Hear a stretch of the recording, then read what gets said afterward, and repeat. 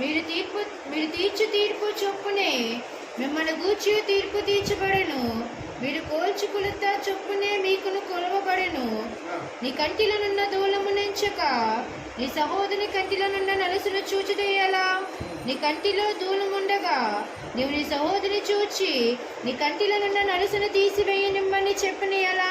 వేషధారి, మొదట నీ కంటిలోనున్న దూలమును తీసివేసుకున్నాము, అప్పుడు నీ గమనించినట్లయితే 7వ అధ్యాయము మొదటి మీరు తీర్పు తీర్చకుడి.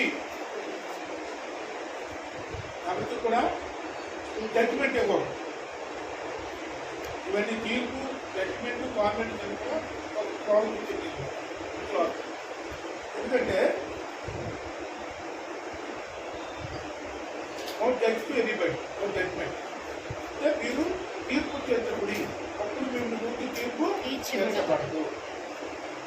ఎవరికి తీర్పు తీర్చండి, మీరే జడ్జిమెంట్ ఇచ్చేస్తుంటారు. నువ్వు ఎలా చేస్తావు, ఇప్పుడు పాతానికి వెళ్ళిపోతావు, నువ్వు ఈ తప్పు చేసావు, నువ్వు కాలిపోతుంది, మొహం కాలిపోతుంది, నువ్వు కాలేజీ వెళ్ళిపోతావు, రకరకాల మనకు